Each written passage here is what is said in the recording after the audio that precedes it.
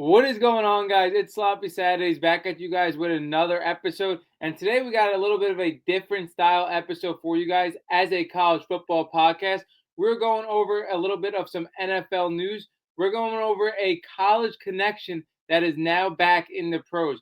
We told you guys we're going to go over the NFL here and there a little bit when it relates to college. And we were talking about a legendary college connection, Justin Fields and Garrett Wilson, now on the New York Jets after the Jets signed Justin Fields. Now, let's go over their college career together, a little bit of the background, and then we'll discuss what we think of this move in NFL standards and how it affects the Jets and what we expect. Now, in college, Justin Fields, Garrett Wilson, they were definitely legendary. We're talking about a 2019 season where Justin Fields had 3,273 passing yards, 484 rush yards, 51 total touchdowns, and 3 interceptions. That sounds absolutely crazy. Garrett Wilson, as a true freshman that year, had 432 yards and 5 touchdowns. Again, he was a freshman, loaded receiving corps, not too crazy. 2020-2021 season, this is where they make their mark. We're talking about Fields in 8 games. Now, the 2021 college football season for the Big Ten only had 8 games because it was in the midst of COVID. Fields had 2,100 yards passing, 383 yards rushing. He had 27 total touchdowns to 6 interceptions. Garrett Wilson had 723 yards in 8 games with 6 touchdowns. And both of these years, 2019, 2020, Justin Fields won the Big Ten Offensive Player of the Year, which was huge. Now, that 2021 season was really legendary because they made a national championship run. They absolutely destroyed Clemson in the Sugar Bowl, absolutely gave them the belt. Now, that was a very tough game for me. It took me a lot of time to recover as I'm a huge Trevor Lawrence fan. But Justin Fields absolutely gave them the belt. Again, one of the best throws in college football history to Olave was in that game. And then they go to the national championship. They lose the national championship. They end up getting blown out by Alabama. And obviously, Fields goes into the NFL draft. Garrett Wilson has another season. He goes 1,058 yards, 212 touchdowns. That's really where he took off, as everybody usually does in their sophomore season. Now, these guys, Justin Fields, a top 15 pick in the NFL draft to the Bears. Garrett Wilson, a top 10 pick in the NFL draft to the Jets. Now, I'm not going to lie to you guys. I am disappointed in Justin Fields and Garrett Wilson. I'm also not going to lie to you guys. I was never high on these guys. Justin Fields wasn't high on at all. Did not think he was going to be a good NFL quarterback. And Garrett Wilson, I didn't think he was the number 1 receiver in the class. I thought Drake London was. So again, just for where they went, I wasn't that high on both of them. But I have a little bit of a different, more optimistic opinion as for them as Jets.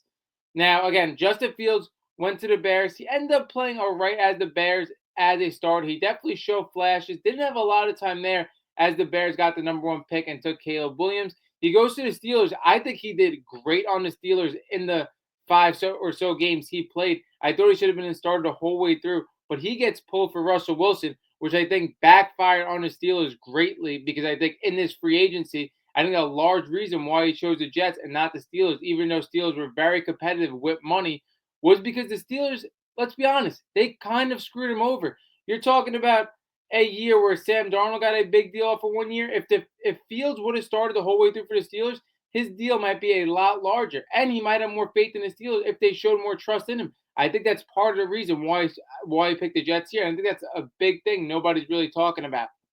Now, Garrett Wilson, he has been really good in his NFL career. Again, I kind of expected him more to be one of those top 10 type receivers. Again, I think he's kind of within the top 15, top 20. But again, he has been pretty good. And for his career, it has just been all over the place. I mean, we're talking about quarterbacks everywhere. Zach Wilson, Aaron Rodgers. Now he has his guy in Justin Fields. Let's talk about how that's going to work. Now, for Justin Fields and the Jets really could have only went to Fields or to the draft because their options were very limited. I mean, we're talking about Geno Smith. They couldn't get him. They already tried that. Sam Darnold, they can't get him. They already tried that. Aaron Rodgers already tried that. So their options were very limited, and they go with Justin Fields. Now, I think Justin Fields could be very good for the Jets if the Jets fans have their expectations realistic. Now, you're talking about a deal that was 2 years for $40 million. This is nothing in QB money. We're talking about $20 million a year in an era where people are getting paid $60 million a year. And I don't really understand how quarterback money works comparing to others, it really just seems like the top bidder, if one person has the top bid, they win out because you're looking at Geno Smith, who's getting paid $40 million a year, and Justin Fields getting paid 20. I'm pretty sure a lot of teams for their future would rather have Justin Fields.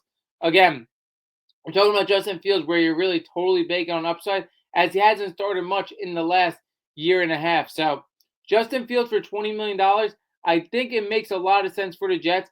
I didn't really think they should have went through the draft, and really the only other quarterback they really had a shot on was Russell Wilson, which I didn't make sense either. I think Fields is actually perfect for their timeline.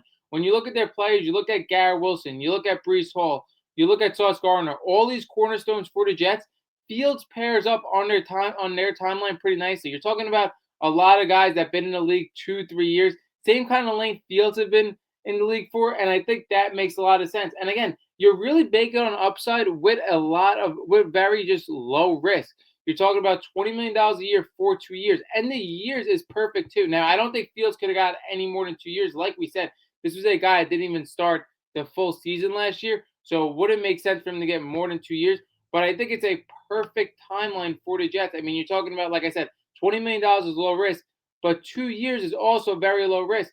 If Fields really banks on that potential, they could sign him for a longer period of time. But if not, you're off the hook in 2 years. So I think that makes a lot of sense too. Now, my expectations for this, I think this could really work. Like I said, if the Jets fans have realistic expectations, this was a team that had 5 wins last year. Now, if Fields does something where he's a top half quarterback, like I'm talking about top 15 quarterback under this $20 million contract, I think that's a success.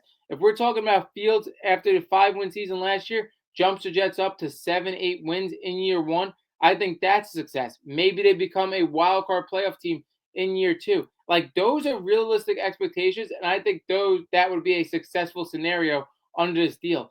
I don't think that Justin Fields and the New York Jets are gonna make a huge playoff run, be a contender, make a Super Bowl. I think that's just out of the window. But I think if you see an improvement in Justin Fields into a top half quarterback, and you see an improvement, a slow, steady improvement in the Jets in games, I think that's a complete success.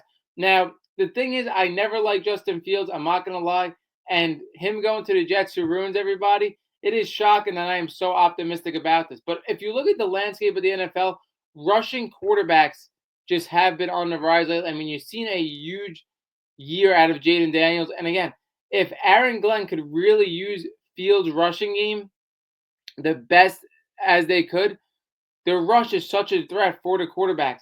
Now, again, I think it was the right move for the Jets to sign Justin Fields after signing a defensive head coach. Again, I don't think they should have drafted a quarterback again with a defensive head coach. I don't think that would have made sense at all. Having somebody with a little experience in the NFL, I thought made a lot of sense. And I expect this offense to be a very, very Russian style offense. I think they're going to prioritize the run again.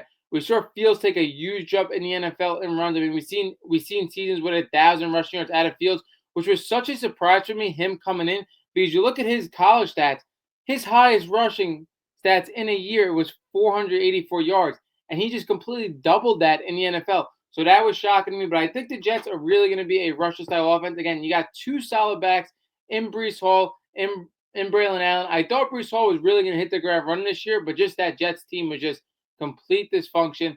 And I just really like this Field move. Again, it brings a little bit of a fresh locker room, everything with Fields. I think Aaron Rodgers really just completely destroyed that organization. And this is like a fresh face that I really like. Again, I don't think it's worth it for anybody to sign Aaron Rodgers. Again, I don't think his personality, now with his play not at an MVP caliber level, I don't think that's worth it for anybody. But I think Fields makes a lot of sense here. Now, I expect the Jets to really draft a receiver and an offensive lineman within the first 2 rounds. You're going to need to bolster up that offensive line a little bit if you're going to go heavy rushing.